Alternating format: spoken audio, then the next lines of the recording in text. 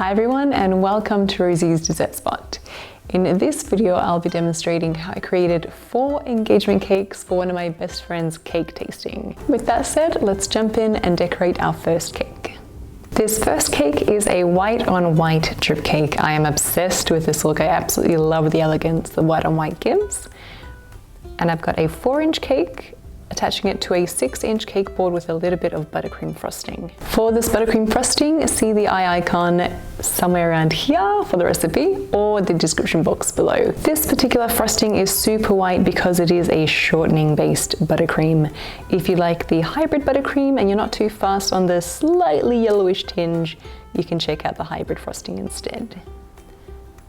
Fill in, I've got 2 cakes that I've cut in half, a red velvet and a raspberry white chocolate. I've got 4 layers of cake in total. Create a crumb coat. This is a thin layer of frosting that goes all around your cake, trapping in your crumbs. Because this cake will be a buttercream finish, I've made sure to make my crumb coat super thick so you can't see through to the crumbs. Smooth it down with a bench scraper.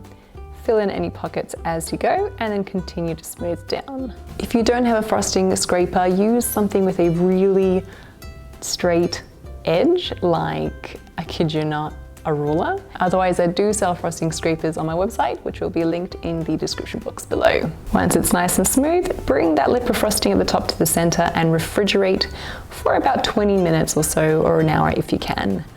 After that hour is up, you want to create your final layer of frosting.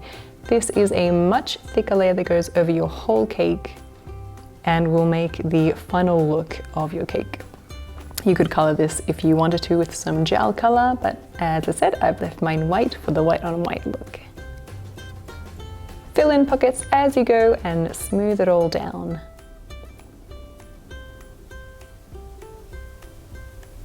I find going over one last time nice and slow gives it a really crisp and clean finish.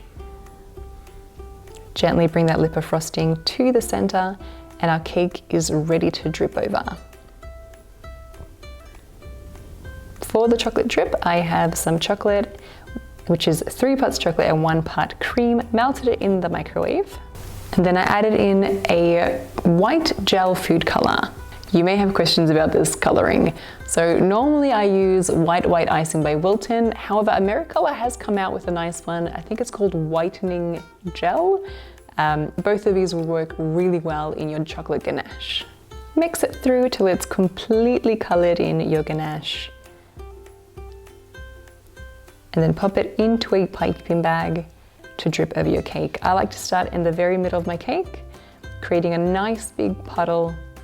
And then I give it a little bit of a shake when I'm about 2 centimeters or so away from the edge. And I continue to create my drips artificially from there.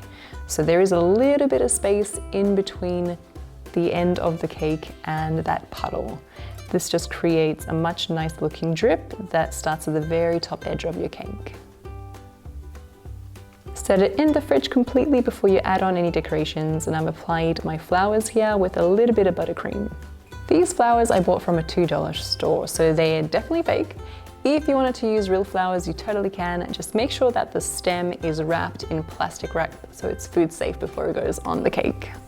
This particular bouquet came with some really pretty greenery as well, so I just broke that off and added it into the middle of the bouquet and around. And there's our first cake. For the second cake, this is a ruffled cake and we'll be using a 104 piping tip. My cake has already been crumb coated. I'm adding on a final layer of frosting ever so slightly thinner than the others, just to not have too much buttercream on the outside because there's going to be a lot of piping on this cake. Smooth it out, bring that lip of frosting to the center. And then we'll be using that 104 piping tip starting at the very top and creating petals. So there may be about 5 centimeters or so petals starting from the top. And I'm alternating with some white frosting and another piping bag also fitted with a 104 tip and some pink frosting. Piping 2 pink ones next to each other as well will look really nice too.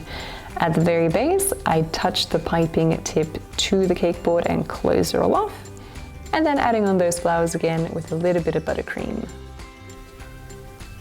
Give your cake a good look around. If you see any spaces in between those petal swipes, you might want to fill them in with something, so you could use little fondant blossoms if you have a fondant plunger cutter for the blossoms. Here instead I used a number 32 piping tip, which is a pretty little floral looking star, if you will. For the second last cake, we have a really pretty row of hearts leading up from the base to the top.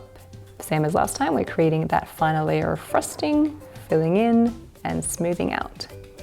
Let this set in your fridge, and then I've used a triangular ruler to guide my bench scraper where to mark the lines. This triangle ruler really helps to keep your spatula straight, or your scraper straight. Use a small round piping tip to create your hearts starting at the very top, and you're basically creating two upside down water droplets with the thinner tip leading to the line. Leave a little bit of space in between each heart, and that way you can fill it in with some pink frosting later on. So these are little pearls. If you want, you could also use little edible gold pearls or silver pearls, would look amazing on this as well. Once it's done, into the fridge she goes, and then we'll add on our decorations. The very last cake that we're decorating is a naked cake, and this one here has some gold and silver leaf at the very front. There's nothing new here. We're basically going to be building this just like we did before. A little bit of buttercream. And what I do a little bit differently here is I freeze my cake before I add the crumb coat, and this just changes the whole look of it. By doing this, you eliminate any of those pesky little crumbs that want to come undone while your cake is soft. And these crumbs make their way into the crumb coat, so it's not as clean, flush, or elegant as you would hope. So once it's all stacked, remove that bulging buttercream from the sides, and like I said, pop it into the freezer to set before you apply your final layer of frosting, which for us is the crumb coat in this particular case. The cake is going to be really cold, so your buttercream is going to set quickly. I recommend popping your buttercream into the microwave for 5 seconds and give it a good stir. This will just give you a little bit more time to work on your naked cake. Fill in any pockets as you go. Give it a nice smooth down, and then bring that lip of frosting to the center. Next, I'm applying on the edible silver leaf and gold leaf. Whenever using gold leaf or silver leaf, make sure that it is 100% edible. I buy my silver leaf and gold leaf from a shop called Melbourne Cake Supplies. If you're buying it online, just make sure that it has that 100% edible factor. If it says non-toxic, you just want to make sure it says 100% edible. I'm applying it onto my cake after it's come out of the fridge. It's still got a bit of moistness to it, so my gold leaf and silver leaf is sticking pretty nicely. If it doesn't want to stick, you can brush on just a little bit of water to help it to tack onto the cake. For the drip, I've used white chocolate ganache that I colored with 1 drop of brown gel food color just to give it a caramel color. And I'm intermittently piping this drip, so I've got some spaces without a drip at all and some spaces with a drip. Give it a bit of a shake to help settle your chocolate and bring those drips down further down the cake. I'm then going to add on my floral decorations. So I've just added that on with a little bit of chocolate ganache. And then that greenery all around, just like in the last cake. And there you have them, 4 very pretty cakes that you could use for either a wedding or an engagement, or to surprise somebody on their birthday. You can pretty much use these designs all around. I hope you guys enjoyed this tutorial and give these cakes a go. If you do, hashtag Rosie's Dessert Spot so I can see your awesome creations as well. Thanks again for tuning in, and we'll catch you in the next video.